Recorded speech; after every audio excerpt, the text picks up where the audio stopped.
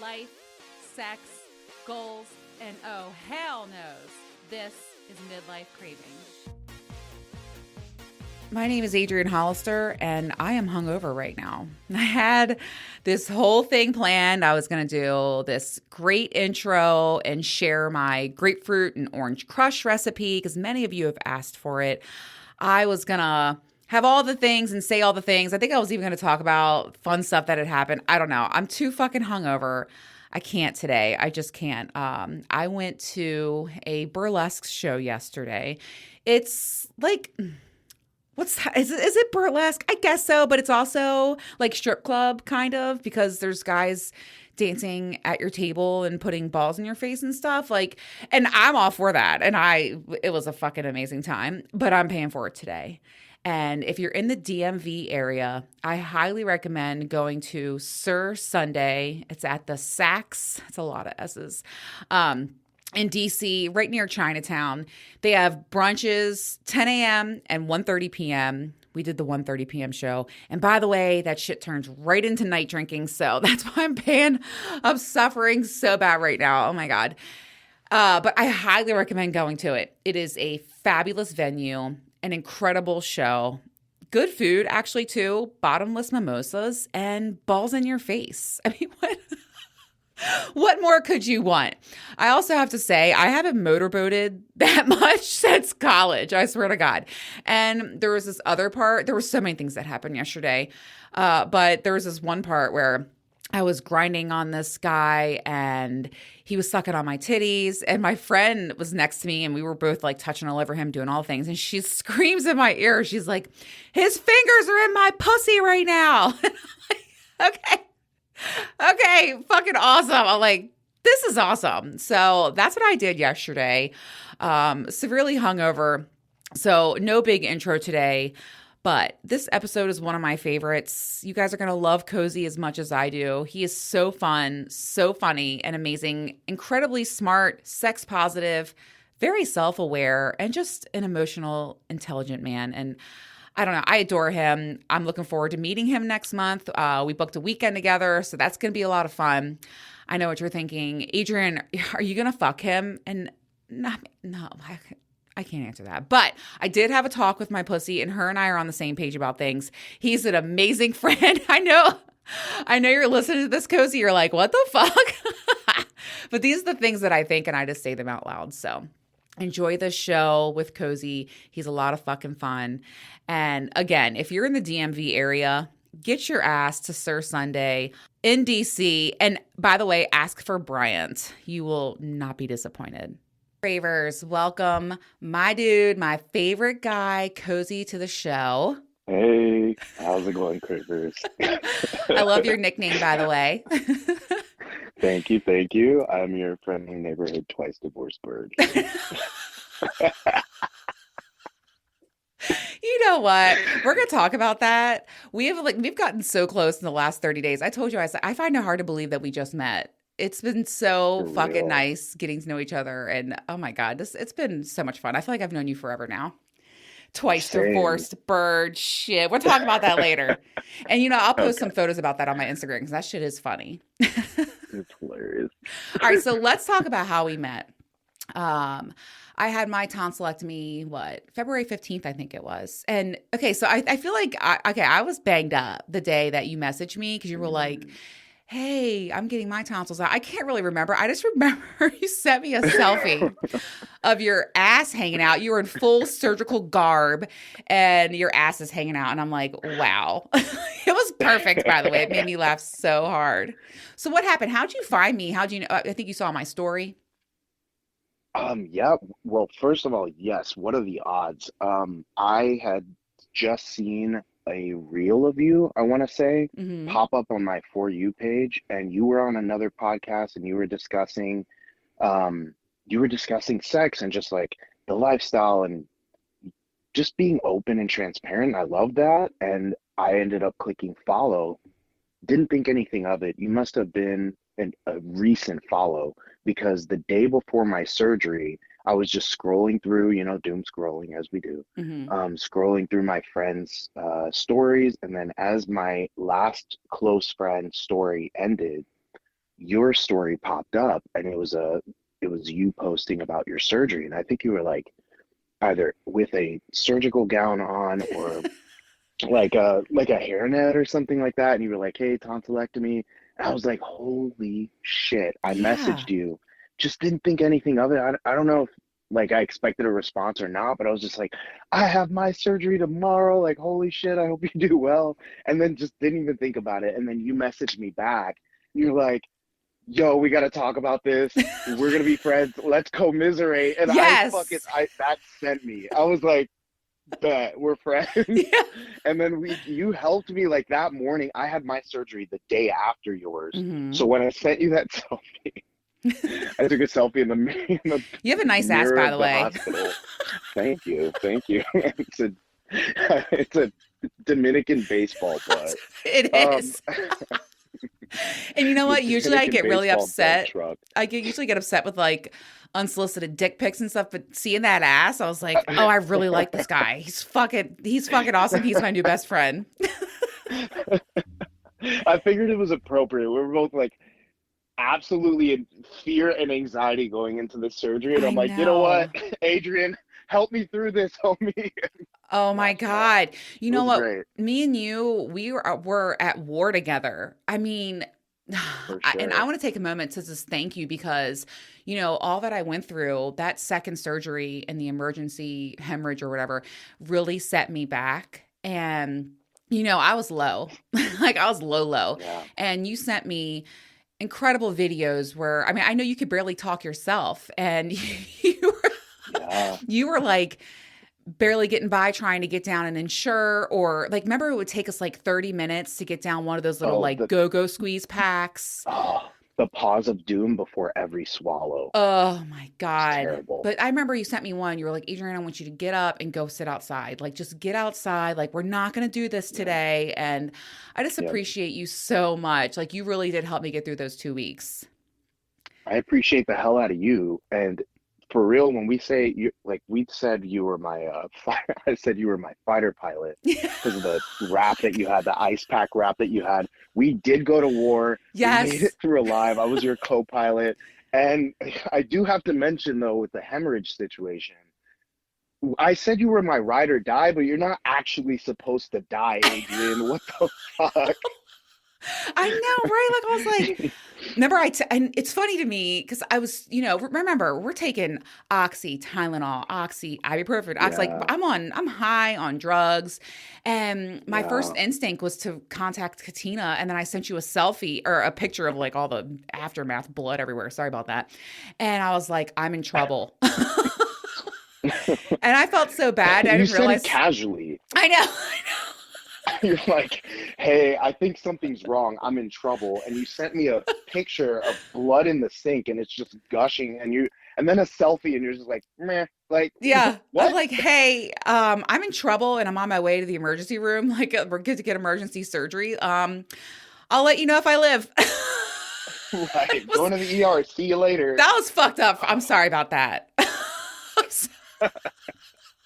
it's all good. I was speechless. I was like, oh my God, don't die on me. I Just know. come back and let me know how things go. And And then you made it through. And I know. I'm so grateful for you because that experience and seeing you go through all of the things you went through and you sitting here giving me like me living vicariously through you one day ahead in recovery Oh yeah, that was was what got me through. And yeah. I'm trying to like sit here and be a rock and like be positive and be supportive. And I'm like, holy shit, she almost died. What's I gonna know. happen to me? Like, I know. Then I felt bad for that too. Cause yeah, we were on track. It was day 6, man. We had made it, right? Like we were like, all right, we're about to turn a corner. Every day we were like, we're about to turn a corner. We're about to turn a corner. The corner never came. I'm like, no, shit.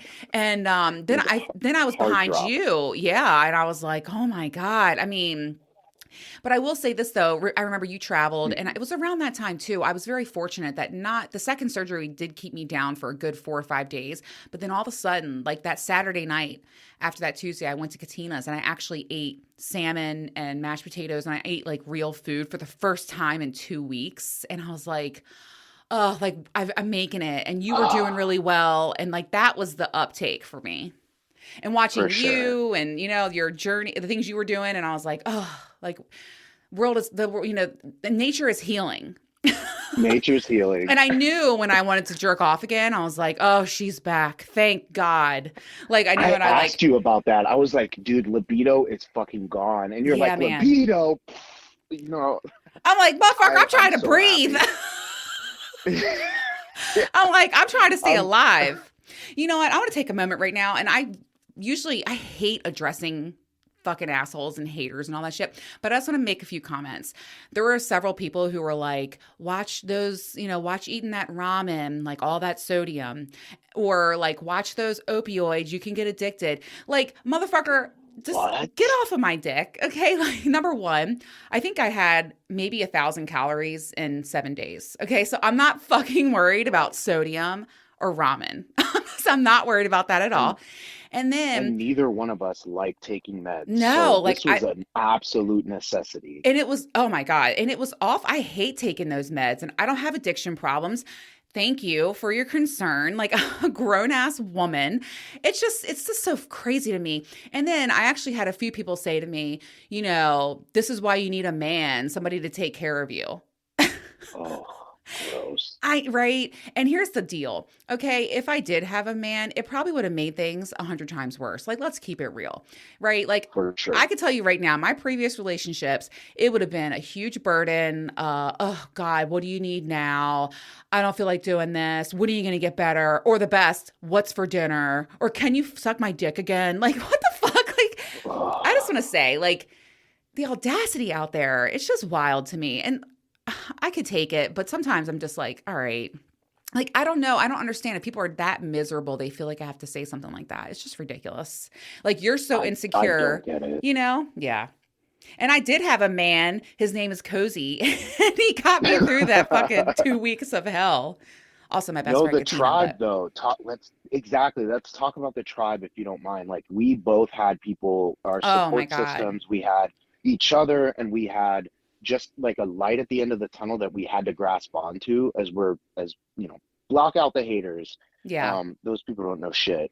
We were literally clinging on to 2 hours from now. What am I gonna feel like? Right now, I feel like shit, but hopefully when these meds kick in, I can get just a glimpse of being okay, or I can get down half of the shake, or I can get down an applesauce Yeah, or man. something like that. And I just feel like our support system, each other and our friends really, really help, and family. Yes. Like, yeah, and I know your daughter helped take care of you during that Yes. time, so that's huge.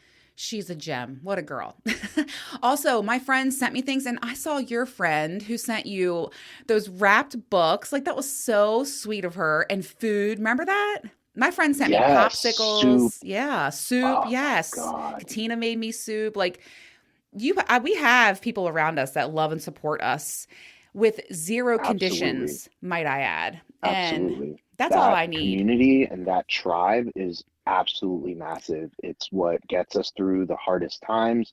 And honestly, I think I read an article the other day where it said, my friend published it, or posted it, I should Mhm. say, but it was where you should essentially seek out living near your friends as opposed to feeling obligated to living your family, Mm. because your friend group or your chosen family, right, your closest friends are your support system. They're your tribe. They're the people that are going to come together in hard times. They're going to come support you if you have a good friend group. I Yeah. don't know if you want to talk about the quality, quality people.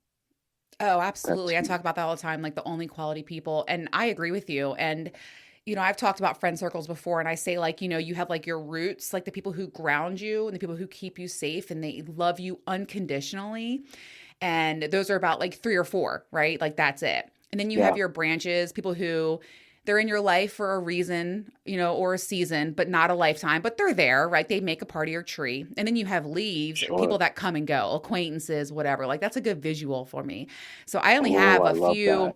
I only got a few roots, but it's true. And I just want to say, you know, I'm single for the first time since 2007. And the pressure the world puts on you and the negativity around being single, I'm happier than I've ever been in 40 years being single. And they're That's like, amazing. allow me just to explore myself, this is my time. I'm going to be a little selfish and I'm good. I think it's those insecurities in others. And I think just a lot of people are miserable. There may be other reasons, but I truly just believe that. And I'm okay. Like I could take care of myself, believe it or not. I love God, that. I love that. And the discovery of self-love post-divorce or being single in general, that's huge too. You I believe discover it's yourself in a different way. oh my God, it's key. It's, self-growth and, finding out who you really like. There's so many people out there that don't have a clue who they are. I highly Right. recommend taking some time to learn yourself and love yourself. How can you give love to someone else if you don't love yourself? Like, it's a huge Ooh, thing. that's a tough one. Can I give you an alternative perspective on that one? What? So, speaking from somebody who historically gives more than what I'm supposed to be giving, or more Mhm. than what I even have to offer to others, and not pouring into my own cup, I think it's totally possible to love others and not love yourself. However, you're going to reach burnout. You're Mhm. not going to gain fruitfulness from all of your experiences. You're going to criticize yourself. And we all do it regardless whether you have discovered self-love or not. But taking that time, like you said, to learn yourself and to figure out how to love yourself really means, and we're not talking about, oh, go to the spa and get your nails done, or, get a haircut or wash your truck and have a day to yourself. Like truly dig deep into the things Mhm. that are you are doing to hurt yourself, like constant. Why am I getting in these relationships with these people that are not pouring into me and that are constantly pulling away? What is it that I am lacking, that I'm trying to fulfill in engaging with things that are not for me and not okay for me? That's self-love. That's huge. I Agreed. discovered it at 32 years old. Well, you're ahead of the Um, game because I was like 40. and it's So, okay. You yeah. discovered it. Yep, That's the exactly. whole point, is that you've taken the time painstakingly, because the shit doesn't feel good all the time. It's not feel good. No. It Mhm. It's is uncomfortable. hard. Mhm. It's uncomfortable. You question yourself. You're like, why did I do that? You go through Fear these consumes spins of like, you. Mhm. yeah, fear of making another decision, like getting in another relation. Do I put myself out there and make a new friend, or go on a date, or join a group of people, right? And Yeah. all of that is incredibly scary as you're discovering all these things about yourself and learning how to love yourself. Agreed, but it's so worth it, and it's a beautiful thing. I look back, and if you listen to my show, just in my early episodes, like I'm totally different, and I'm really proud of who I am today compared to then. I will tell you that I was lost. There's no doubt. So growth I can appreciate happen. the hell out of you and Oh, your me platform too. here as Thank well. you. All right, so while we're talking Yeah. about being single, one of the things that I want Hmm. to talk with you about is you are a single male, in the lifestyle. You are polyamorous. What did you say? Tell me about, like, we need to just like talk about this because I kept saying, let's talk about it on the show. Let's talk about it on the show. So I guess my first question Sure. is, how did you get into the lifestyle? I love hearing everyone's Ooh. stories with that. Yeah, so it's really interesting. When I was in college, I had a period of time where I was completely single and was just out dating multiple people, trying to figure out, and this is like pre dating app.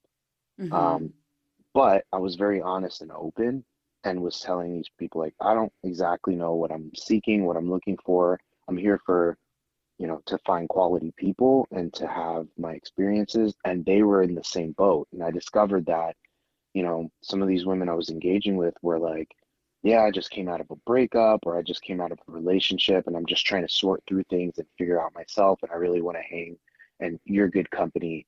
And we enjoyed it, right? And from there, I actually had met somebody who was engaged, and him and his wife, or now wife, Mm-hmm. had gone to a sex club, and they had an amazing experience. They planned on going back again. They also planned on going to the sex resort, and they were like, hey, they have a singles membership. They also have just like daily passes at the sex resort, or it's just a lifestyle resort. I call Right, it right, sex right. resort because that's what happened.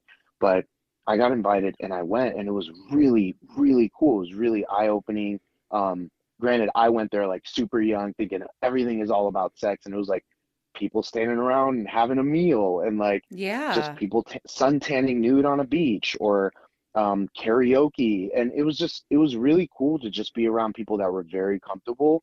I also Sex was a little positive. hesitant because I It's sex infectious. positive. Mm-hmm. Yes, and transparent too. That's Mm-hmm. my first dose of transparency, which I didn't later end up seeing, understanding, or engaging with people that were sex positive, mature, experiencing life in their own way and not ashamed about it. I didn't experience that until post two divorces later. So Mm-hmm. here I am, a young 20s in college, and I get exposed to the lifestyle there. I Wow. did meet somebody, had a great experience, and then I ended up getting in a relationship, getting married, and then locking everything down. And it was quite literally the most stark contrast Yeah. from what I had just experienced as a single man dating to being in a relationship, and even myself like holding on to these like very strict heteronormative um, mindset and ideas of what a relationship should be, of like, neither one of us are sharing or communicating about what we desire or what we've experienced in the past that we want or we like, or porn or toys or any of that. And it was so, I think, destructive and damaging to mine and her path and growth that later, now, years later, a decade and a half later, um, I'm now understanding myself and what things I can bring into a new relationship moving forward as a sex positive person, as a person who has discovered self love, as Yes. a person who's mindful of others and what their experiences are, and as a person who honors as one of my tenets transparency. Yeah. So, yeah, Well, let me just that's tell you me. how That's much my I story. can, like, I relate to that shit more than you could ever imagine. And I feel like that's a big story for many people who hit midlife and they think, this isn't me. What am I doing? Like, am I going to spend the rest of my life like this? Like, you know what I mean? Like, I don't know. You just start to realize, like, Ooh, hey, like, this isn't me. I hid my sexuality because I was ashamed. It was embarrassing, right? If I spoke about things that I wanted, it was like, ew, that's gross. You're a slut. Like, what's yeah, wrong with you? And it was really hard to break away from the societal norms, like you care so much about what people think about you and how you're seen, what yeah, you're viewed as. And as you reach this phase of life, like you stop giving a fuck. And let me just tell you, the liberation. Like I'm mm, liberated as fuck, and I feel like there's nothing scarier in the world than someone who is liberated like me because we know what we want. We are living an extremely fulfilled life, but I have to tell you, it's like when you're in a bad relationship, the universe will not stop telling you and making you see you're in a bad relationship. oof. Change this, right? And when you're hiding Say who it you louder for the are, people in the back. yeah. And when you're hiding who you are and you're not being authentically yourself, the universe is screaming Mm, at you. Like I remember I talk about it. This once I wanted a sex swing for Christmas and my ex-boyfriend was like, "You're disgusting." Like that, no, like that's gross, that's weird. And I was mm. like, there's really nothing wrong with that. And I really want to fucking experience that. Like, and 3 years later, you know, I broke away and finally accepted who I am, right? And I'm no longer Right. ashamed. And I don't give a fuck what anyone says about me or thinks about me, because I'm happy with myself. And I'm no longer, I mean, I was living a lie. Let's be real, living a lie. Right. And it put me in bad positions, because I couldn't help myself. I had to be who I was. So I was cheating and found myself in precarious Mm. situations and, was doing things that I'm not okay with anymore. But it was my way out. So oh my God, I just relate to that like you would not believe. I have a Wow. I question. appreciate you for saying that. Yeah, Yeah. what was your hottest experience so far being in the lifestyle? There's so many, Ooh, I know. okay. Yeah, there are. So this one's less lifestyle and more about just um like ethical non-monogamy Mm-hmm. and being polyamorous, which Mm-hmm. I know we have to make the distinction. Yeah, let's talk I about know that. lifestyle for me tends to be engaging with a community of people that's already kind of established, and I can like join in, and or be invited in, right? Mm-hmm. And Mm-hmm. there's in that lifestyle community, there could be couples, there could be singles, there could be people that are in multiple relationships that are polyamorous, all different types of statuses and understandings of where they are in their sexual experience, right? And Mm-hmm. comfort levels and boundaries. For me, I identify as a polyamorous person, and as ethically non-monogamous. And there's all these buzzwords and all this stuff. This is like a few years now of me painstakingly trying to differentiate and understand what is important to me. Mm-hmm. For me, non-monogamy, ethical non-monogamy, the first word is ethical. So upholding ethics of, you know, sexual health, and uh, taking care of yourself, and also taking care of the emotions and the experiences of your of people, having Mm-hmm. transparency, honesty, Honesty. I was being just gonna say. forthcoming. Yeah, Yes. that's ethics. Like, you Yes. lay the moral foundation and you're like, this is how I operate, and Yep. you give the other person a chance to say how they are. You come to an agreement and you're like, okay, this is going to be our experience. And you're not necessarily, the non-monogamy part ties in where you aren't necessarily jumping into a, we are boyfriend and girlfriend, we are exclusive, or we are boyfriend and whatever, we're exclusive, and we're not seeing or entertaining anything outside of each other. A lot of people, by way of these dating apps, are kind of doing ethical non-monogamy if you're talking to six or seven other people and trying to sort out going on a few dates and trying to Mm-hmm. sort out who you like more and whether or not you're going to invest in one way or another. You're kind of practicing non-monogamy.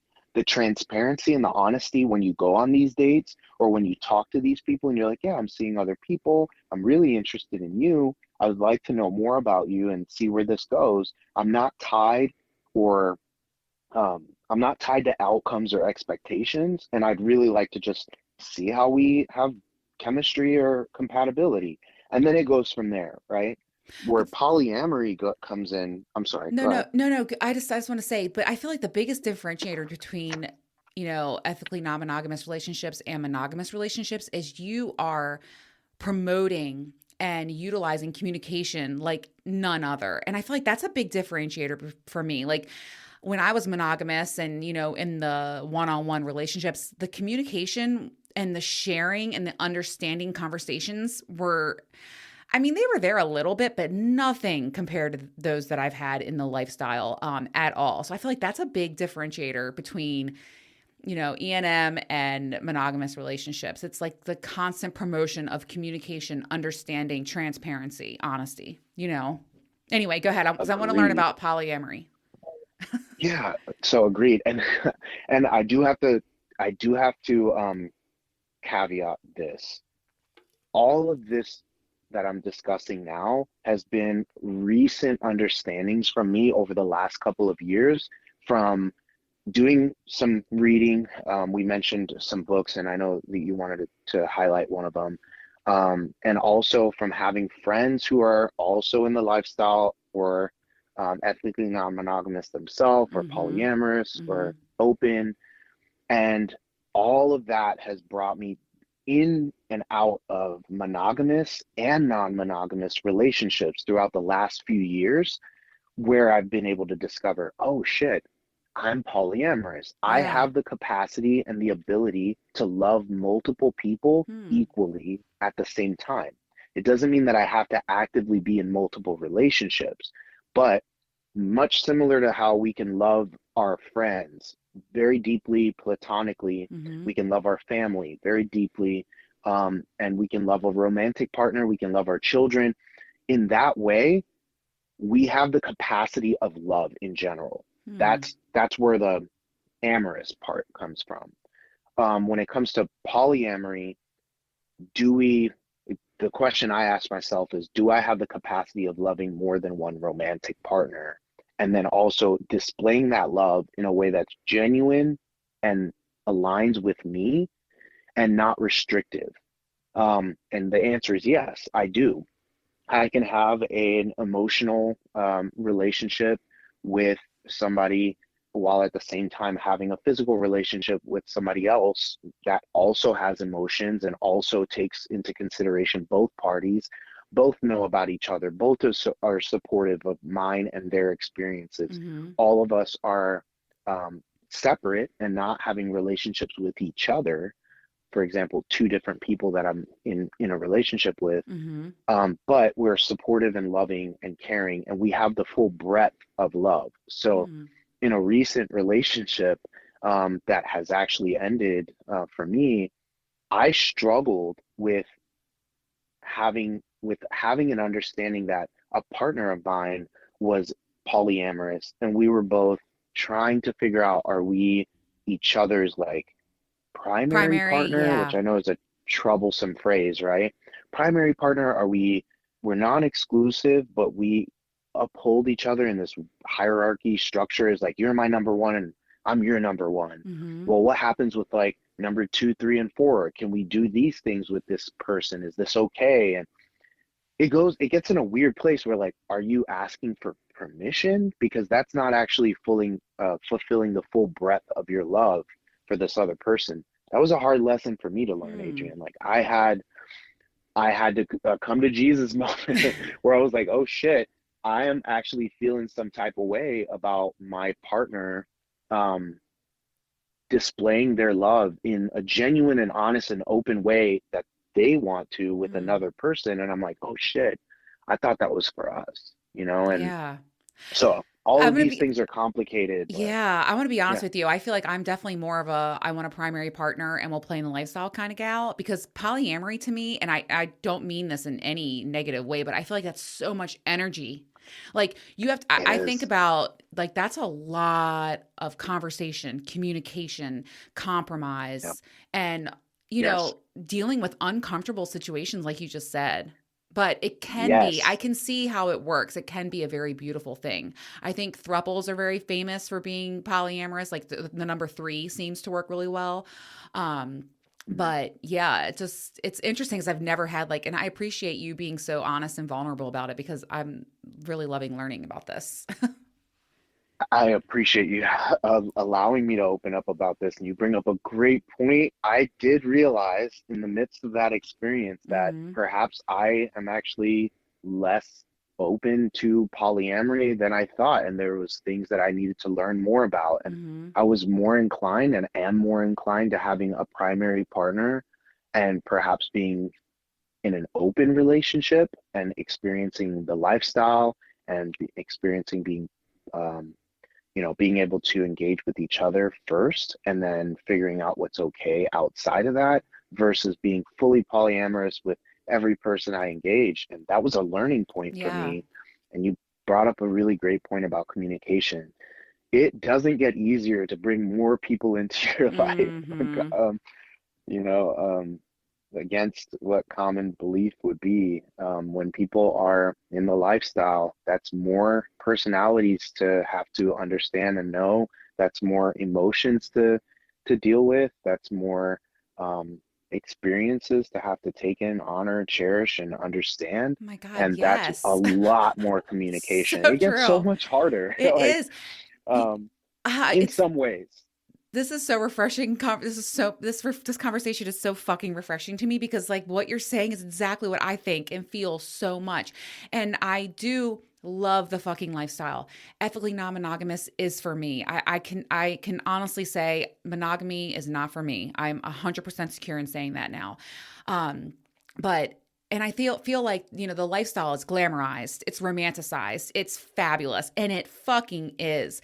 But there's so much work, and it's sometimes it could be tough. And I've made some fucking mistakes. That's something I wanted to ask you about. Like, do you have? I will tell you mine first. So one of my biggest mistakes was, especially as a unicorn, like being with other couples, a husband and wife, my biggest mistakes that I've made is not fully having an explicit conversation before getting naked in bed, right? Like it's like having a Oh, conversation naked in bed, you're too far gone, right? It's the ship has sailed. yes. And that is a mistake I've made. So I feel like I have to have full conversation, detail by detail. How are you going to feel when your husband's fucking me and you're sitting there doing Oh, nothing? How are you going to feel yes. when I'm a cum slut, and so like some women aren't, and that's fine, and that's the beauty of the lifestyle is you get to experience so many different things. But how are you going to feel when your husband finishes on my face and he really enjoys it, right? And like that's something you don't do. Right. Like let's think about that. And are you okay with the way that I throat cock?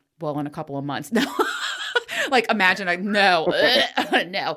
Anyway, but that's my thing. And it's something I didn't really do before. So that was my number one lesson is put it all, and I mean Mm, fucking everything on the table with clothes on.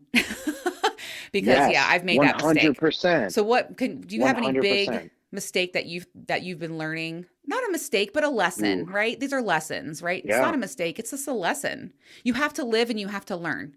And I'm gonna learn. Yep, I don't like learning the hard way anymore. So I learn it once and for I'm like, oh, sure. okay. So is there anything that stands out to you about mistakes you've made?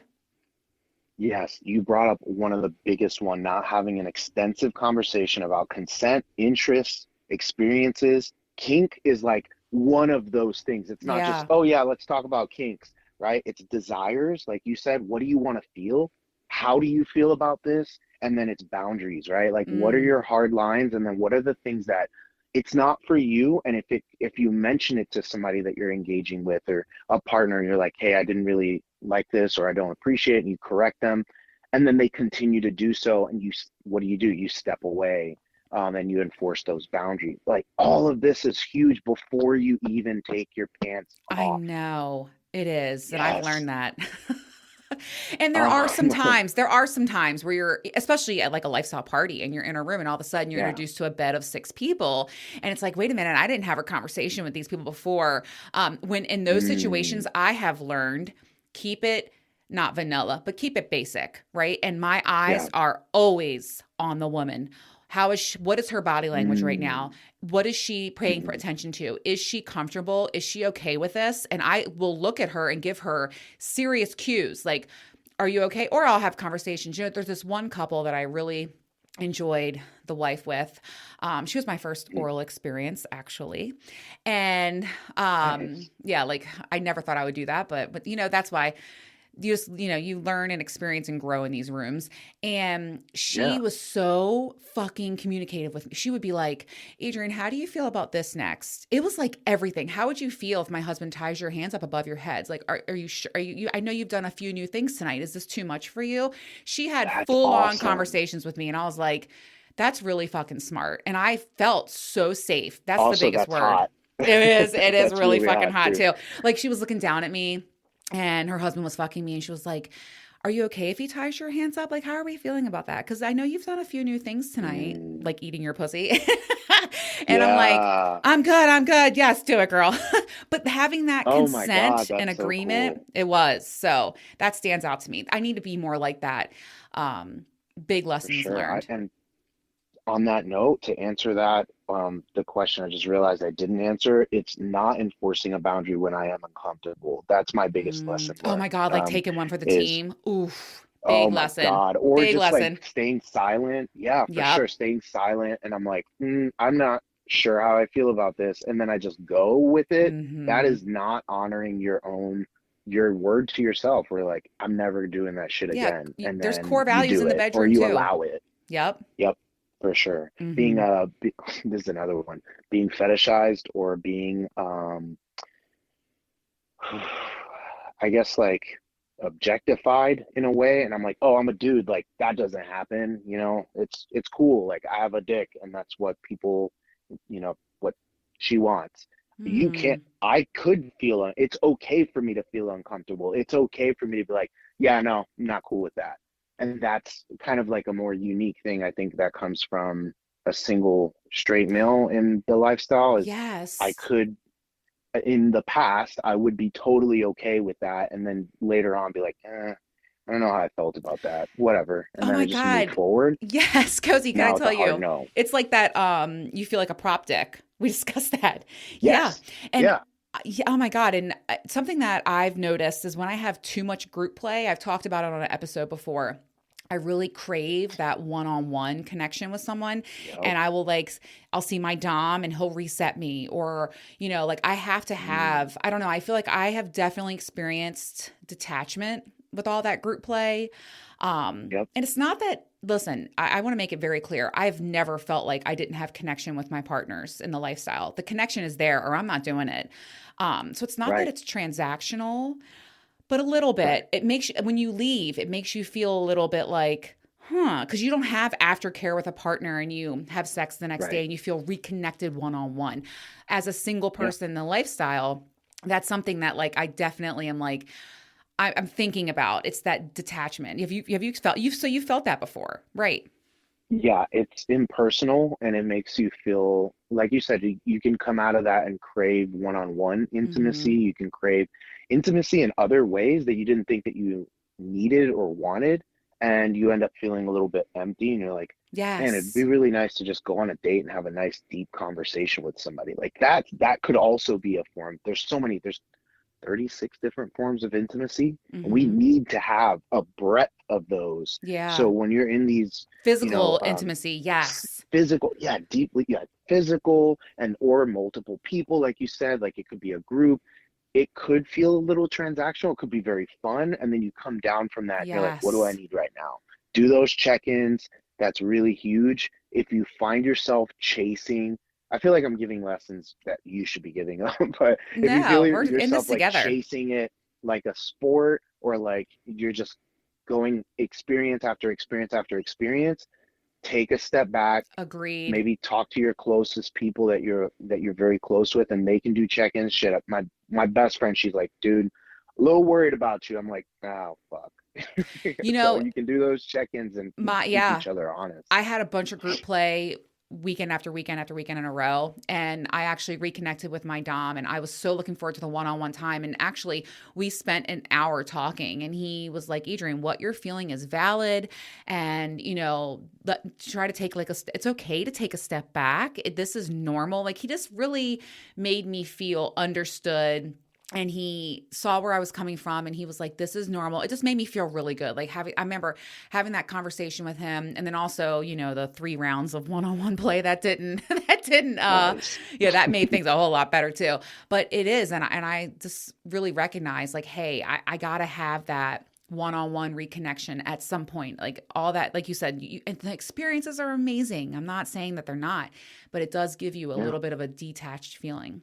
So like why we're so talking about all important. of this, and I feel like one of the biggest reasons why I love talking to you is because you are schooling me, right? And it's What? so no for real. Like in our You conversations, teach me a lot of shit. yeah, it's nice being back and Oh, thank forth. you. So me and you are both single out here, right? We're out here in the world, in the wild. In the We're wild. we're unicorns in the wild. We are, right? So let me ask you, how are you dealing with dating and like do you are you doing for me, I can't do vanilla. Like we talked about vanilla flippers. I Mm, can't be a vanilla flipper. sure. It's people don't Ooh. change, right? And like where are you finding your lifestyle dates? Like, are you craving finding more of a primary partner to play with? Like, I don't know. Like, what are you looking for? Because I know I don't know. I'm single right now and I'm really enjoying it and I have a lot going on. So I'm embracing that and I'm loving this selfish time. But I do feel like eventually I Yeah. am going to want like some sort of primary partner to play with in lifestyle. Like that would be nice. But I don't know where to begin. The dating apps just, they're not for me. I can't do it. So what do I do? Go to a Oh. grocery store and like try to touch the same fruit as some guy and then be like, oh, would you like to come across my face and get on my milking table? Like, I don't fucking know. Like, how do you start with that? Like, what the fuck? It's like a kinky Hallmark movie Yeah. startup, not even a porn scene. Just like, can I meet somebody like a Hallmark movie, but make it really kinky and vague? Yes, No, I would I be the lead completely star. agree. Man, Adrian, I am not the person to be asking this question. Where do you find people? No, honestly, in all honesty, I find myself right now, just like you, loving the single life, loving Yeah. this time where I've been in, I'd say over the last 10 years, I've been in some really long monogamous Oh relationships yeah, me that too. were exclusive and restrictive. So it's really nice, like you had been mentioning, and what I appreciate about you and your transparency and how you communicate is you laying it out there and saying, this is me, and allowing and being okay when people walk away and say, yeah, it's not for me. Yeah. That's huge for me as I'm discovering dating and meeting people. And I have been successful in meeting some really quality humans. And at the inkling, as I'm doing my vetting or whatever, if I get an inkling that they're closed-minded or, um, I think passing a lot of judgment, undue judgment, right? Because there's a certain amount of understanding. We're all Or human and we're going to pass judgment. let's talk But about the ones that say they are, but we know they're not. oh God, So there's yeah, that that. too. Oh So you can yeah. pick up on that Oh over yes. time though, right? Because we Yes. talked about like consistency. If Yes. somebody is showing inconsistent behavior or like you pick up on those signs that they're not quite who their actions aren't quite aligning with words, you're like, no, cool, I'll walk away. Yes. That's huge as I'm learning, as I'm in the dating pool, in the cesspool there is of dating. Um, Yes. and Accurate and I've description. actually been successful in meeting some cool How, people. It's motherfucker? Where are you been meeting them? At the grocery store touching uh, fruits? The fuck? Where are you I meeting these touched fruits at the motherfuckers? grocery store. I touched fruits at the grocery Pineapples. store once or twice. Dating apps have not been cruel to me. It's been very difficult to navigate, but dating apps have not been cruel. Which ones are you Um, using? well, for lifestyle and for kink and E&M and polyamory, I think Field is really cool. Not that we're sponsored by them or anything. It's a little bit clunky of an app, Lots and of it's kind of bots. hard to, lots of bots, Lots of hard to married meet people men in for your me. area. Ooh, that's another Mm-hmm. one. So a lot of people that are just trying to seek out thrill and aren't living ethically or Uh-huh. morally. I can spot those a Um, mile away. right. I'm not like perfect. So I've been involved in entanglements or two before Oh where I yeah. was the third person and it was like, oh shit, I don't like the way this feels. This is not good. But I've met somebody or met people through dating apps and also just through like just platonic or completely um, not sexual interactions Mm-hmm. that have developed through, I don't know, social media or like meeting people in Oh, you person. send someone a I'll tell you DM and one show them thing, your Adrian. ass? Oh, there's that. That's how you build quality friendships, Hell though. yeah. That's let's talk about this. That's No, the but secret. I will say where I'm not meeting people, and it's at work. That Fuck no. we Hell we motherfucking no. don't eat on the shitter, and we don't shit where we eat. Dude, we talked about that. And if you listen to one of my previous episodes, I learned that lesson 4 times, I think. Yeah, yeah. It took me Mm, four it's times. hard. Do not do it. It's hard. You know what? I actually had, I 1 out of actually, 10. yeah, I had it, not even, I had an episode where I talked about hard lines. So I don't fuck anybody at Mm, work. I don't fuck anybody at my mm. gym. I don't fuck anybody in my Ooh, the neighborhood. I gem. don't fuck anybody at my favorite dive bars or local places that I like to keep continuing to go to. Um, Yeah. I don't fuck bartenders. Learned that Yo, from your Uncle Mel. bartenders are gonna know all the tea on Yes. everyone. Your Yes. bartender is your friend, not your fuck buddy. Don't do it. Exactly.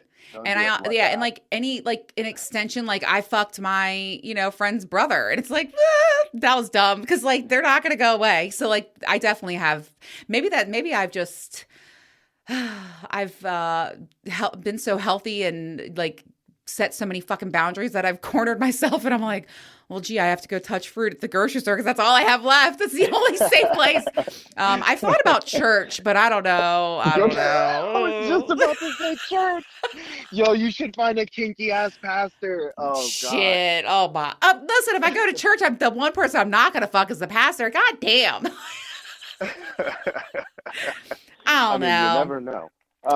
But listen, I think that the way forward is just to continue in these like honest and really fucking cool interactions with genuinely good people.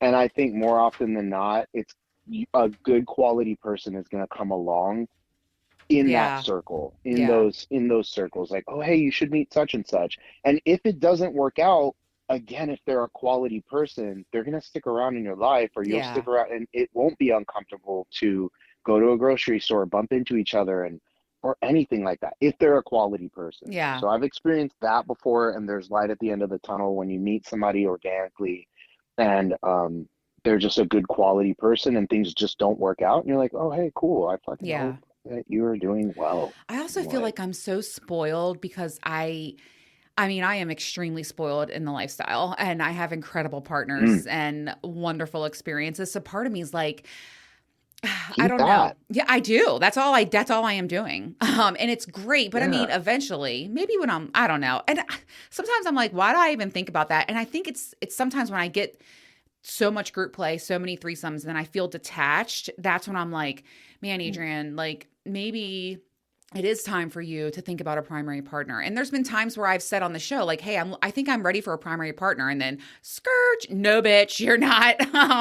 Because that's another thing that I don't know. I have evolved so much. And I think to myself, okay, I have to have someone that is so fucking secure. Cause I mean, listen, I'm a Yeah. lot. I know that. And Yep. I'm fabulous when it comes to the things that I want and need in the bedroom. Like I know a lot of guys would agree with that, but also I'm not willing to give up my dom. I'm not. I'm not willing to give Yeah. up lifestyle parties. I'm not willing to give up Right. experiencing new things sexually. And that takes a fuck ton of confidence. And my communication will be there. Yeah. But really, at the end of the day, are you okay with that?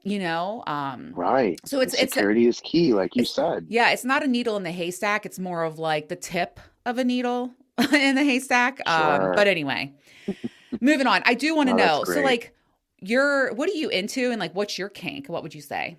I know you're a dom, right? You're Mm. more dominant So I am a leaning. dom. Mhm. I am. I do, and I, this is from like a dating perspective of what I'm interested in. I love connections that can have the full breadth of a mental stimulus. So a lot of people would categorize that as sapiosexual, and Mm. then an emotional connection that can be evolving or just meaningful. So demisexual, and that's really hard. It's hard to kind of find all those things coalesce them with kink, but I Yeah. think that's my flavor and that's what I prefer with my interaction sexually is that we have a mental stimulus factor, there's an emotional connection, Mhm. and then there's the dominance that comes with that dom sub dynamic Mhm. where I will take and have an extensive conversation. I mean, sometimes weeks or months. Months is like if we're at a long distance or something like that, but Yeah. extensive conversations about what we desire, what she desires as my sub, and what she wants to feel, and what are the things that are enjoyable. Because one of my kinks is to provide pleasure and to find every aspect in which to provide that for my. It's like a So service. you're a It's almost pleasure like a dom. You're a service pleasure dom. dom, My dom is for too. sure, Oh. for Do you sure, put and your do that you gets put me off. Yeah. Do you put your girls? Sorry, I'm so excited about this. Okay, Do you put your go for it. subs on the floor on their knees? Do you do that move? Oh, yeah, Mm, for sure. tie their hands For behind their sure. back. Yeah, demon pose. It's Oh great. my god. Oh my I god. don't know if you My know. pussy literally It's drips on the floor. The it's carpet's wet. fucking Oh amazing. my god. It is so hot. It's There's great. nothing like that. There's absolutely nothing like that in the world. I don't know if I So I mentioned actually got exposed. or Go sorry, go ahead. ahead. I know we have a little bit of a lag. I don't know if I mentioned my dom was like undress me, and so he had me on my knees on the Ooh. floor, pussy's fucking dripping. I mean, oh my, and he's like, I want you to touch yourself. Stop touching yourself. I mean, all this Mm, motherfucker needs to be yeah. studied. Anyway, and he was like, I want you to Yes. undress me, and I'm a classic brat, like that's who I am. And he was like, fold my shirt nice, and I looked Oh. at him, and I'm standing there like tits in his face, and I take a shirt and I throw it across the room, and I go, no. I mean, that fucking Mm, dynamic. And he is, oh my God, like, it's unlike anything. If I just, sometimes I feel bad if someone's never experienced that type of play. I'm like, oh, you don't yeah. know what you're missing. They And don't it know what is they're missing, so and fucking you can hot. have that. And this is what I try and tell people that aren't at all, that they're like just understanding kink and just understanding their sexual. You can have this with a partner in a monogamous You relationship. These are can dynamics that you should learn from your partner. explore. What are their needs? What are their Yes. wants? You want to have that, that control and that play, the playfulness on control and relinquishment of control or release, and Mm-hmm. having that freedom to be able to express it. I fucking love that. That's so Mm-hmm. good. Well, back to you. I have an What are Excel your spreadsheet that actually a connection shared with me, and she was fucking amazing about this. It was such a wonderful way to understand each other and understand why, um, how we click, what it is that makes us get off, what are the things that we're considering that we've never tried before, what do you want to feel during this activity on a scale of 1 to 10. Rate the experience that you have when you do this activity. Like, I don't know, mm, you like anal stimulation or you like an anal plug. that's just at the top of like the alphabetical list because I'm a nerd and I Oh my God, literally you have to share have it this listed spreadsheet out. with But me. I will. Okay. It's great. But like at the top of the list, it says, okay, anal plug, right? Yes or no. And then rate that 1 to 10. How much do you want this or need this in your sexual experiences? Does it need to be in every sexual experience for you to get off? And then what do you want to Mm. feel when you have that plug in versus when you don't? And then um, is there something that you want to share with me about past experiences so you can revisit this as a couple, as a connection Oh my in your God. dynamic? You're like, hey, give me an update, like go look, 90-day update, go, here's your homework, Brad. Go look at the I'd be like, spreadsheet fuck your and I'm gonna homework. need, right, and it'll be right, and that's when you're like, okay, well, Mm-hmm. there'll be punishment for that. I know. There's deadlines and get back to me by 2 o'clock on Thursday. No, Oh, that's I'm missing wonderful. You that. can play on that, Yes. that right there, like what Yes. it happens outside of the bedroom. Mm-hmm. It builds up to that dynamic, and then when it comes to actually engaging, you are so ready. Oh, And as a dom, yes. I'm ready because I'm prepared and I have that understanding of all the things that drive you fucking nuts and all the things that you're like, nope, hard pass. We've already discussed safe words. We've already discussed things that are not okay. And then doing check-ins and how you want those check-ins. Do you want it to be disruptive, like in the middle? How are you feeling right now? Or Mm. do you want it to be, you know, beforehand, we lay out everything. Some of my subs will want to know exactly what we are going to do over the Okay. next, I don't know, like experience or Yeah, play hour by or play. this round. This is, yeah. And that gets them off, it gets them ready, but they Mm. also, it calms down anxiety, right? Oh, I'm About a surprise play girl. and about the dynamic. See, that's Yeah, another thing. Is see? like, Yep. how much do you want this to be surprise? And how Mm-hmm. much do you want this to be controlled? Mm. All of that is so huge. I'll share this with Fuck, you. It's man. really cool. Listen, my libido is, I'm getting turned on. I'm like, okay, what do you want to do? Yeah. Fuck, send me that homework, motherfucker. I'll press delete and then I'll send it to my trash can. You can take care of that shit, okay? This is such a good idea because Love I it. have my fantasy to do list. I shared that with you, and that's Mhm. just like a fun to do list. But this is next Yeah, level. Fuck yeah, I think so. I I want to think get that, so. and I'm going to share it with my dom. Yeah, fuck yeah. Big shout out. I know she's probably going to listen to this because I told her to listen to your podcast. Like, big shout out to her. She's phenomenal. And oh, by the way, she gives me the light at the end of the tunnel for finding somebody who supports you as a primary partner. Literally just looks at, they look at each other and they want the world for each other in Mm. their sexual experiences and in their life and with their kids. And I really, really hold a lot of respect for this person. And she's been a part of my growth as I both love that. a single person, as a friend, and as a dom. It's been great. Mm. You You know, can learn doms. You can learn from your subs. You need to. That's your duty. I feel like my dom has absolutely he has shown me a whole new world and I've experienced so much with him and learned so much with him. I fucking love that. Yes, can't wait to see him again. I'm saving my throat for him, by the way. Oh yeah. So What a you're guy. at What a how many guy. weeks? It's the least I You're can at 3 do. weeks? I think I'm going to see him. I'm probably in a month. I don't know. Very chill. I'm going to be real. You know what I went through. I have definitely have some PTSD, and I'm nervous, like hemorrhaging Mm, from your throat. mhm, But he is the perfect partner. He's the only partner I would reintroduce myself that to, and he's very safe. And we'll yep. take it slow. And that's actually kind of hot, even thinking about too. Like, I'm going to be like, do you think I can put this much Mm. in? Like, I can't wait. I'm looking forward to that. I Oh, know. And safety, so, trust, confidence, and yes, consent. All of 100%. that. You And we have it have that. already, and Oh that's my the, God. yep, Yes. And by the awesome. way, I have so much more room for activities back there. Like, oh my God. You saw my throat. I'm like, Cozy, look at my throat. Like, oh my God. Like, is fucking Baltimore Harbor Tunnel up in this motherfucker. I'm like, God damn. Like, it's wide I open back love there. it. So I'm looking forward to That's exploring that. badass Oh my God. for sure. Okay, so let me ask you a question. And I know, and I look forward to continuing, building our friendship and sharing experience with each other because I feel like it's been so vital for me lately with you. Yeah, But what does a future relationship look like for you, do you think? And I know it's I like think a answering it future for relate. today, but Mhm. Sure.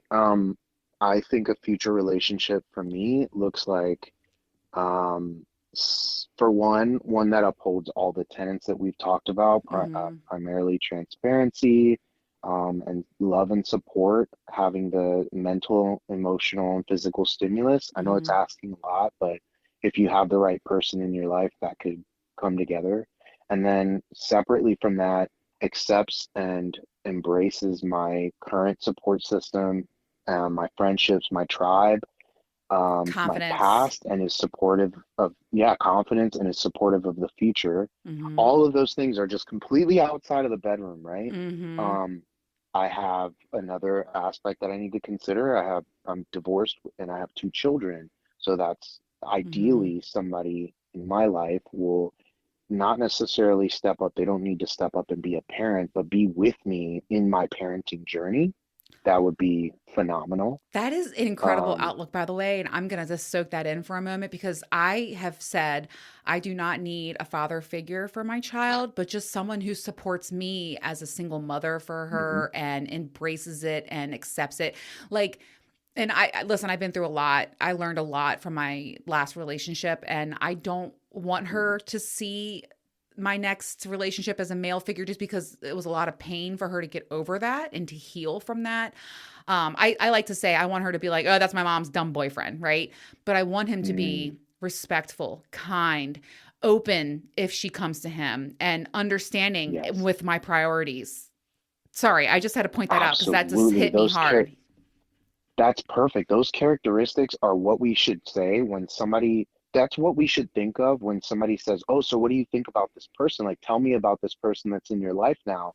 If you're not saying like, if you're finding yourself not describing the person as like kind and patient and Mm-hmm. loving and caring, cares about what I do, supportive, Respects my fucking time. open, Respects. respects, all, Yes. Mm-hmm. yes, all that, well, then we've got to reevaluate where Yes. are we in this, and what And am I actually priorities getting, because and our what are they getting? children, yeah, our children come first. Do not forget that. And Yep, and I would expect for that. Like sure. if me and you were dating, your children come before me Mhm, always. I actually for sure. wouldn't date someone who put me before their children. No. Red Bingo, flag. bingo. And I say that not necessarily disregarding ourself in that equation, right? Because of course Agreed. you put yourself first so that you can show up for your children, but 100. Yes. next is the my duty as a parent, and my the fact that my kids are looking to me as a guiding source, as a way of love, right? Understanding love and understanding the world. All of those things come first, and then you bring somebody into your life, and you're like, "Hey, this is what I've built. This is Mhm. my home. This is my life." And then you see where that goes. So Yeah. I'm so glad you mentioned that. That's what dating would ideally look like for me, and in the future if I were to be in a relationship. And then I would say if I can model it, it'd probably be a primary partner that would look a lot like monogamy, but would have an open aspect to it. And then we'd agree upon that, or we would have discussions to agreements that we have, what's okay, what's not okay. Yeah. All of the things that we talked about, the consents, the what do we need, and we go from there. So I Cannot have agree hope. more. I don't, yeah. That's exactly how I feel. Another thing too is being open and understanding and completely, I feel like safe is a big word for me. I want to feel safe in saying, "Hey, I want to build a glory hole." Like, "Hey, I want Mm-hmm. to experience this dungeon," right? Like, and I want to feel Right. And they're safe not like, and and they're never not like, judged. ugh, why would Yes. you want Yes. that? That's a Or safe it's a I'm safe not good thing. enough for you, or I'm not enough, or Right. all of these things that are damaging, because Mhm. those are desires and wants that you have, not Mhm. them. It's not for them. Right. So, No, that's huge. oh, lots of stuff. Okay, let's talk about it because you talked about it the first sentence I think that you spoke. But um, well, would you? Let me ask you a quick question. Would you ever get married again?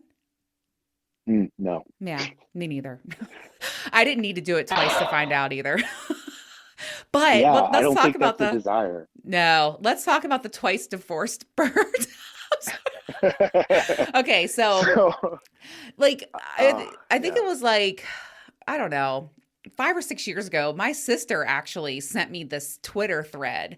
And if you go on Twitter and you Google it, it will pull right up. And it was this tweet and it said, "My new hobby is finding birds that look twice divorced." And I swear to fucking God, these birds are hysterical. Like one looks like she's wearing a big black fur coat and is holding a purse. It is one of like a Gucci purse. It is one of the funniest fucking things I've ever seen. And there's just continual bird after bird after bird that look twice divorced. It's just fucking funny. And I love that you're I like, you love cracked up about it because I sent it to you. And when you said you got divorced twice, and I'm like, it's just funny to me. There's no judgment it. whatsoever. It's just funny as fuck. None, Like, none. The post divorce the post divorce blow up is real, people. hell yeah, it It's is. real. And it's just funny because No, these man, birds look pissed, man. they do. Oh my God, they got hit with alimony. They've been Fuck yeah, cheated on. It's man. all over. They're so sick of that Oh my judge. God. Oh my God, my Your favorite thing Honor, is when you get what? served. I love getting served at work too. I'm like, oh, nice to see you again, fucker. They're like, hey, and they always go, hey, sorry. I'm I'm like, sorry I have to do this. yeah, I'm like, yeah, Oh I'm my sorry too, fucker. God. I know. I love it. Oh my God, it's so So funny. yeah, so post divorce journey for me has been quite literally the roller coaster of my life. So first marriage, I was with somebody, kind of an on and off uh, dating for about 5 years before we decided to get married. And I Hmm. was in the military, getting ready to go ship off to a land very far away, thousands of miles away. And it would have been a 3 year assignment to this place. And Hmm. like having ingrained in my brain, my parents have been married for over 40 Yeah. years. They're Hmm. a pinnacle. And I just was like, oh yeah, I want that. I want Yep. the marriage, the kids, the house, the white picket fence, the dog, like the career.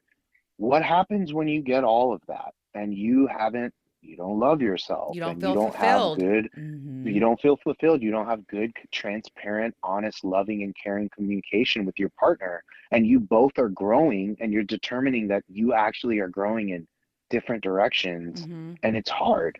All of that was happening to me in that first marriage. Yeah. And I say happening to me, I was in that first marriage and I was not growing and I was not being open and honest and loving and caring in ways that my partner needed me to be. And I Hmm. thought that I was just doing it right and just going obliviously. As it turned out, towards the end of the relationship, um, it was not good. We were not communicating. We were like strangers. We were like Hmm. roommates. And we both had just needed to get Yeah. divorced. We needed Hmm. to end it. And we ended up in a rocky way. We ended up later getting margaritas after our divorce in court, and we're Ugh. trying to make a friendship afterwards, and it just didn't work out at all. And then I married my rebound, and don't do that, Adrian. And I already that's, broke up with the I don't rebound. know. We're good. Oh, exactly. There you go. I think for me, I wanted that so bad, and Yeah. I did No, apply lessons learned, let's discuss that. I but feel like a lot of people get into a mhm, second marriage. Sorry to cut you off. I know we have a lag, but like yeah, I feel like people do that. It's a very real thing because when you're out of a divorce, let's be real, your world, you're spiraling.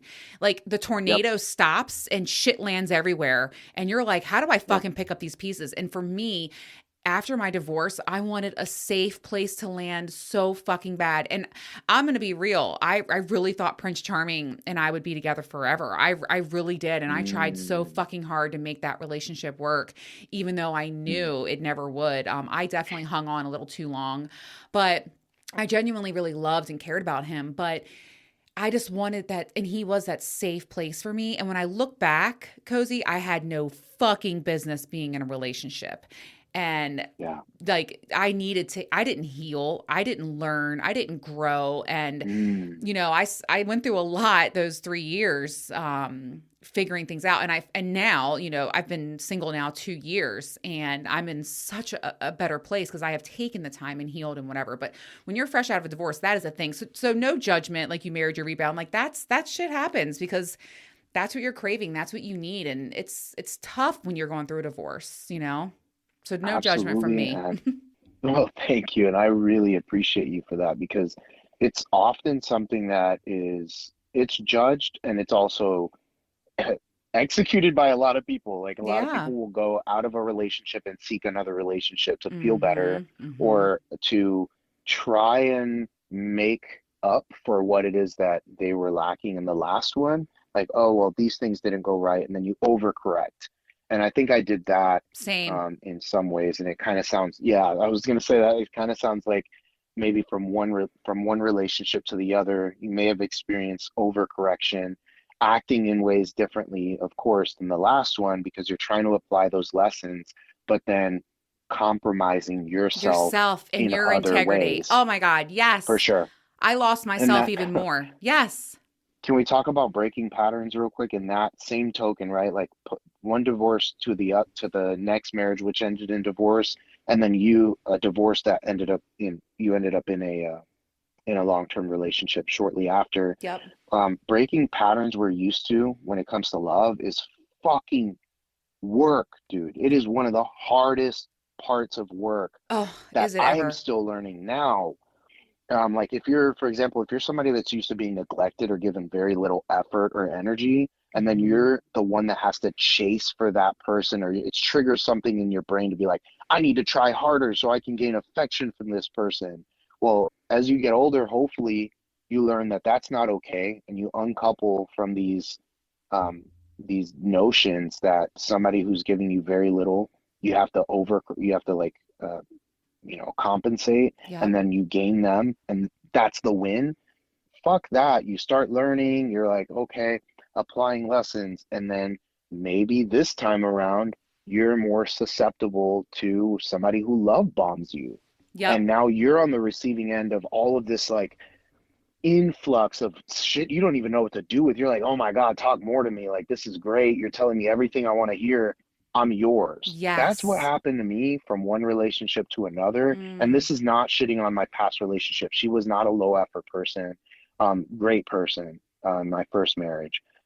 In my second marriage, I was very, very open and very like impressionable, and I was very much susceptible to love bombing and wasn't tied Yep. into some of the cues because Mm-hmm. I was in a hurt state and was still trying to correct from issues that I had, and was like, well, I never want to make these mistakes, so I want to be the best partner humanly possible. And then this person comes along, is not in a good place, but is like, I'm going to love you to death. And I just was floored. I was Yep. sold and gave them the keys to the castle without true and proper vetting Oh, that's and exactly what happened to understanding what I me. was getting into. Yes. Yeah. Yes. And then you're in this thing, and right, and like you could either live together or just make big decisions together or take care of somebody that you didn't think you'd be taken care of, or being in my case, getting pregnant and having a child, and just going through Mm. life, still needing to learn lessons from the Yep. first relationship, and how overcorrection is equally as damaging for you. Cannot agree So more. yeah, And I know a lot of my cravers are going through divorce or transitions in life. And I tell anyone who asks, I say, take the time to heal yourself. And I have a lot of friends that are going through divorce and they're dating and they're doing all these things. And I'm like, you should not even be thinking about divorce. I understand you got to get laid. I get it. Find a good fuck yeah, buddy. But like, trying to seek out a relationship or fill a void to heal or have like a temporary band-aid on things, it will only fuck you up. hmm, You'll find yourself making the bad decisions. yep, And like, I feel until you're divorced, you have no business looking for a relationship of any kind. I mean, like fuck buddies, whatever. I'm not judging and I get it. But like, no emotional relationships, if you ask me. And then even after you get divorced, because that divorce day, I don't care how toxic and how unhealthy your marriage was for you, that divorce day fucks you up. It is a very yeah. It wild, solidifies a emotional, lot of stuff. yes, it's an Yeah, emotional roller hmm, coaster. You have to feel your feels. You can't go over it. You can't go under it. You got hmm, to go through it. And you are not going to be healthy for anyone that's looking for you an emotional connection. mm, There's no fucking way. So take the wow. time, and people don't because they just seek out that attention from someone else, a safe place. And I'm not one to judge. I did it. And I guess that's why it's easy for me to say now. But I feel like take the time, like love yourself first and really For heal, because sure. you're going to carry that same baggage right into the next relationship, period. And And it might not and it might not look the same, just like how we nope. mentioned that baggage that you carry might not look the exact same. So you think you're doing better and you're like, Yep. oh, I'm not making any of the mistakes that I made before. Well, you're making whole ass new ones, dude. Like Yeah. take Right. take the time to really learn yourself and heal, like you had mentioned. And then when you are ready, you can genuinely get back out there and go make sure you're going to make some mistakes. You are. But And also take you're it going to have slow. Oh my God, take it slow. yeah, And I talk a lot about how I jump into everything with both feet deep end. Oh my God, yep, like not me anymore. too. I'm dipping my toes. I'm like, well, let's see the water. Maybe I'll put my feet in, not Hmm. sure. And that's been a huge, huge improvement for me in my life over the last 2 years. I no longer jump into things. I wait, reevaluate, think over it again. And, I've avoided incredibly like so many situations over the last 2 years because I said, no, that's not like I learned from jumping in Right, the deep end last time. Not for me. And, you right. know, I mean, I can name a million different situations over the last 2 years that I've avoided and what I've gone through with being true to myself, my core values, listening to my Yep. intuition and my gut instincts. So, yeah, look at us. I'm so Beautiful. fucking proud of us. Who would have thought? Look at us. Look at us. Oh, all right. Well, listen, I'm let's still learning. no, me too. And that's another thing too. We're always a work in progress. I will make mistake. You mentioned it just a minute ago. You'll still make mistakes. We're not perfect. None of us should claim to be. We're always going to be learning and healing and growing and communicating and rediscovering bullshit. But it's having that mindset and the ability to accept those things and learn from them instead of just pushing them aside and ignoring them and moving on, or being Yeah, egotistical and allowing your ego to say, no, you're perfect, keep on doing things. Like, fuck that, right? But yeah. I could talk to for you, sure. and we have had, I don't even know how many. I've talked to you probably, I don't know, 20 hours on the phone the last 3 weeks. What the fuck? Easily. Like, I said to you Easily. the other night, I was like, it's 1 o'clock in the morning, I gotta go, like, bye. We talked when we weren't supposed to be talking. Right, I know. No, we would like we should have learned sign language. If I would have known, I would have learned like ASL and been like, "Hey, I'm ready to go," cuz like we couldn't even talk. By the way, I also want to mention just how nice it is just to be so comfortable with you. Like, I'm wearing my co-pilot gear, Likewise. my fucking pilot gear. I have like no voice. My lips are dry. My hair hasn't been washed. Like, it's like Cynthia Doll from Rugrats. And then I'm like, hey, I have to go pee. Hang on, come with me. Like, I'm just so comfortable with you, and it's just so nice and so refreshing to have a friend like you. It's been Likewise. fucking awesome. Likewise. All right, so It look, has we could been. talk all day. I'm definitely going to have you back on, but Yep. let's wrap this episode up with my favorite All right. segment, Just the Tip. I loved playing the game Just the Tip in real life and on the show. And I don't know, I feel like we're going to have some great discussion together. So, I know you did your homework. You have some tips. I have some tips. So I'll let you start. Like, tell me what's a good tip for you?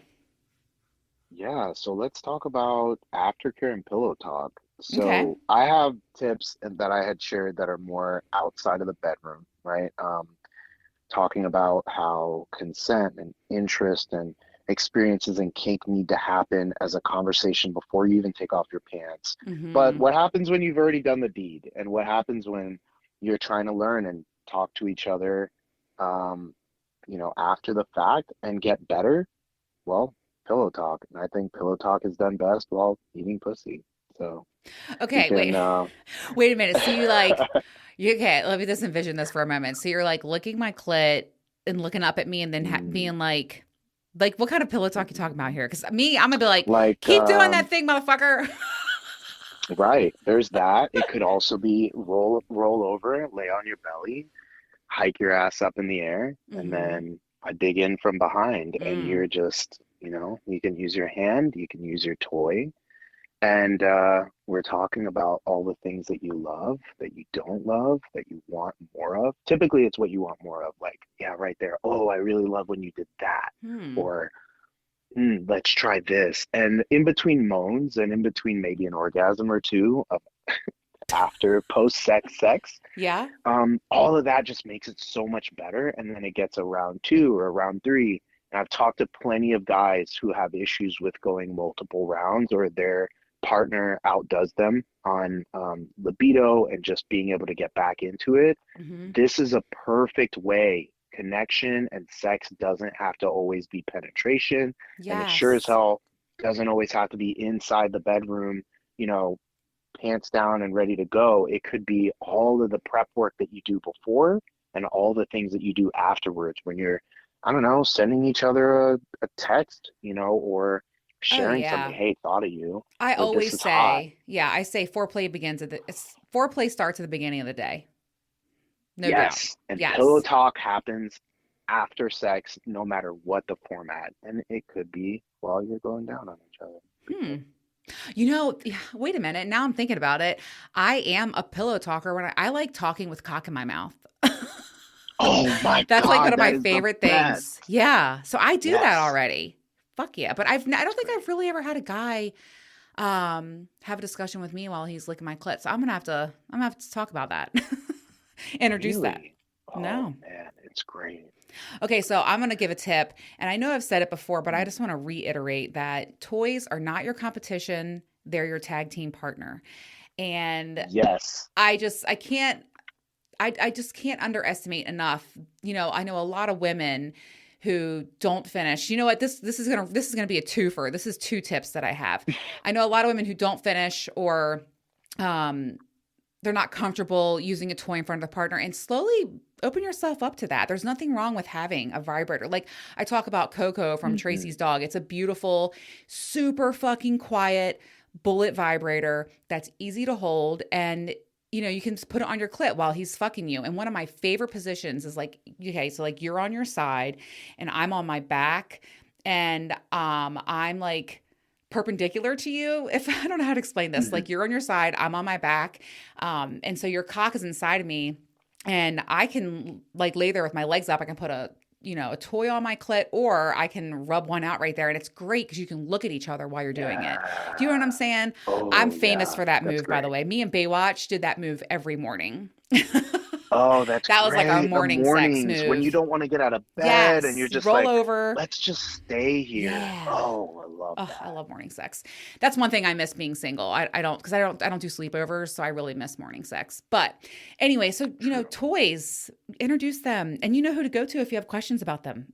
I'm your girl. For sure. So I love toys in the bedroom, and or finishing yourself. And if you're nervous about your partner, slowly open them up to it. Have the discussion starting like you said outside of the bedroom.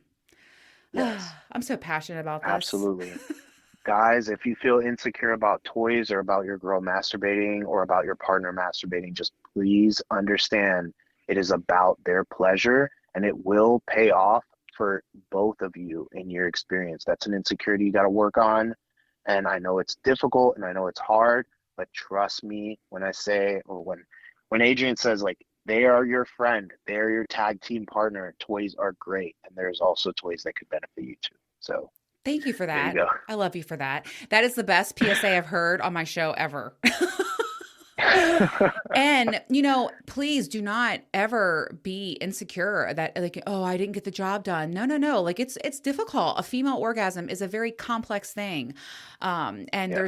I have zero, I have no feelings about if a guy's not able to get me off. I'm like, all right, let me pitch in here. Like there's no problem. I don't feel like any partner is less and really being honest, like, and I don't fake orgasms. Majority of the time, it's with my help. There's nothing wrong with that. It's me as a person. Mhm. And so, yeah, love that. Thank you for Love that. that. All right, you give me another Thank tip. you. Give me a tip. Break me off a piece of that shit. Oh, I love it. Well, the tip I would say, damn, this spreadsheet. You gotta write down, take notes for your partner, take notes about yourself, share that, and you're gonna have a much fucking dirtier and kinkier experience because you're both willing to lay it all out there and experience it all. If you like, I don't know, cream pies and your partner to lick Mm. it out of you. Fucking talk about it. Like, you know what would be hot? This. And then you'd be surprised about the if you do have that foundation of communication and addressing security issues and reassurance and all that, you'd be surprised about the responses you're gonna get. Hmm. By the way, that Just is do it. definitely, I need to add that to my fantasy list right now. I've always wanted to have like a double cream pie. Of course, it's paramount that I'm with, Yeah. tested, clean partners, but like, God, that is super Yep. hot to me. And what I want to do, okay, here's what I want to do. I can't help myself. Okay, so I want a partner to finish inside of me, and then I want another partner to fuck Mhm. me and finish inside of me, and then I want to suck both their dicks. Yes. Oh yeah. Mm-hmm. Big kink. Big kinks. Big Mm-hmm. kinks. Big I'm famous kinks. for also sticking my fingers up there and then licking my fingers clean while looking at them. So Ooh, love that that's too. I feel like that is very Mm. much a Dom thing too for me too, is to have you lick My it, clit just throbbed. have you lick my fingers off. It's great. It's great. I love it. Okay, I'm sending you the spreadsheet. It's in your inbox right now. fuck yes. Okay, here's my other tip. Whew, I gotta listen. I gotta go. I haven't had sex in like a month and a half. I don't even. Oh my god, Go rub one out. oh, motherfucker, I got Flo, Captain, Rosie, fucking Peacat, and Coco. Charge the fuck up, okay? Yes. Okay, so Yes. here's a huge tip for me. And I know I'm always promoting sexual health, but really, if you're out here and you're having more than one sexual partner, you don't have to have sex with tons of people. Like, get yourself tested. I just feel like, Yes. and I know my lifestyle crew, like we talk about it all the time and it's something that we always discuss, but I don't know. I just feel like some people just don't take it seriously enough. And so getting tested, I get tested every 90 days. And also making Hmm. if your partner doesn't want to put a condom on, then we're not playing. Okay. What is it? Right. No glove, no love. Like, this just flashed in my head when I was in the Bahamas. I saw this billboard and it said, protect your tings. Like, fucking wrap it up. Like, condoms, you have to be using them and get tested. Um, God, I Agreed. think I'm so passionate about this right now because I've been having a lot of discussions about sexual health. And I had a friend who the guy basically was just like, yeah, I don't have anything. And then she was like, when's the last time you've been tested? He was like, well, I have never been tested. He went and got tested and he ended up having something. And I'm What? not, I'm not going to go further with that, but and she's so upset right now and she's currently waiting results. And I'm like, that's what I'm fucking talking about. And if you're big enough and you're bad enough to be throwing it down in the bedroom, go get fucking tested. Keep your partner safe. Keep yourself safe. I mean, it's everything. For So, sure. and fucking use There's a condoms, lot of man. people that don't want to know. Oh, I don't want Oh to my know. God, I Why know. don't you want to know? This is about you and your body and Yes. the people that you're engaging with. There's an ethical and moral obligation that you Yes. have. Thank you. Like we talked about, having a regular schedule. And by the way, all those discussions before you even take off your pants could lead into trust and vulnerability and your sexual experience to be much better when you meet somebody. Hey, I take my sexual health very seriously. I get Yes. tested every 3 months or as needed if I've had an Yes. engagement and I felt, Yes. whatever, condom slipped off or I Yes. felt uncomfortable or Yes. neither one of us, my other partner did not have a test that was recent and we had an accident, right? Condom Right. fell off, whatever. Well, you giving that open, honest, and transparent information up front is huge, and showing your result. I have it on my phone. Me Like, just too. pull it up. Oh yeah, this is my last test. Yep. We live in 2023, folks. Like, we have this available to us. It is not hard, and if you have to pay out of pocket, it is the best 150 fucking dollars or less that you Right. could ever pay for. Telling Exactly. you right now, add Yeah. it to your budget for the year, take off a subscription or two to some shit that you buy or some frivolous spending, or eat out once or twice less per month, 3 times probably because we're inflation. But But yeah, we're it's just so vital. Like, we're take now in care an of age where it's yourself. huge Yes, for agree. Cannot sure. agree more. So get tested, protect yourself, use, Mhm. and I just want to put this out there. Swallowing cum, you're exposed to every STI in the Yes. world. Cum carries Yep. everything. So, like, oral sex does not mean you didn't, exchange fluids, right? Like, I had a friend who was Right. like, oh, I didn't really think about that. Yeah, you're swallowing cum. That's the whole viral load down your fucking throat. I hate to be like that, but it's fucking true, right? So, Right. like, Protect yourself, protect your partners, be safe. Ugh, I can just talk about that all day. And it's vital to For me. It's sure. vital to Thank you me. for bringing it up. That's awesome. Thank you. All right, what you got another tip for me? Because I'm out. I You know, gave we my could go for 3. days. This is great. I We could know. go for days. Just do This is one great. more of your tips. Okay. All right. So for guys, if you have trouble or have found yourself having trouble finishing, or it could be women too. We did talk about women. For guys, if you're having trouble finishing, those conversations are huge to have with your sexual partners. Hey, I've been having a hard time. And then you'd be surprised how many partners will be like, oh, we'll change that. And then you have a very comfortable place to be able to discuss, to be able to try things out, and to be able to go forward in your journey of figuring out what's going on, what's wrong. Am I masturbating too much? Is my sensitivity off? Am I taking a medication or a supplement or something that's Yeah, I throwing me off? love that. Is my Yeah. sleep fucked up? There's so much. So definitely addressing some issues that you may be having in the bedroom with your sexual partners could lead to a better sexual experience. I That's my love that tip. tip. That is a 10 out of 10 tip. You're the fucking best, Cozy. Like, and Dude, you're the best. once again, another hour and a half has flown by, and I'm like, oh my god, it's where did the time go? All right, so look, let's close things out. And this has been one of my favorite episodes. You're just such an amazing human, and I cannot fucking wait to meet you next month. We're going to Virginia Beach, and I'm Yes. so excited. And one of the things that we've been discussing for a while now, especially when we were down just living off of Ensure, shakes and fucking kid applesauce. Oh my God, is let's talk about food.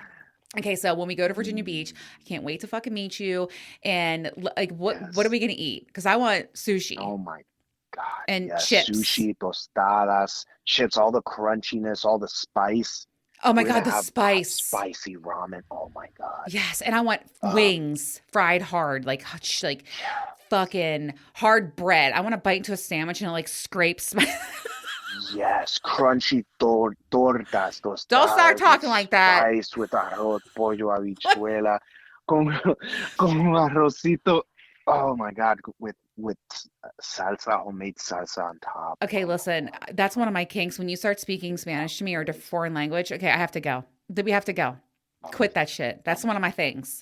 So whatever you're saying, I believe it, and let's fucking go. God. Let's go. Literally talking about food in Spanish. That's a kink. Yeah, that's something I've learned about myself. And one of my girlfriends knows exactly what I'm talking about because she started speaking Spanish to me in bed, and I was like, I don't care what you're saying. I'm about to sit on your face. she, she's listing a food Oh menu, my and you're like, God. yes. Yeah, like she's reading like the fucking airplane instructions on the back of the airplane, and I'm like, do me.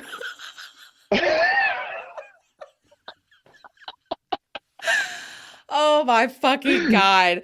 See, I can't even end the episode now because my mind is just like da da da da da da da da da. All right, I'm just gonna say, um, I can't wait to fucking meet you next month. I can't We wait are to gonna meet let it you. rip, and it's gonna be an amazing time. I'm so fucking excited. Agreed. 100%. All right. All right, fighter pilot. All right, so, what do you say when you sign out? What do we say? Is there a thing as a pilot? 10-4? Is that a police thing? 10-4. I think so. I, sh-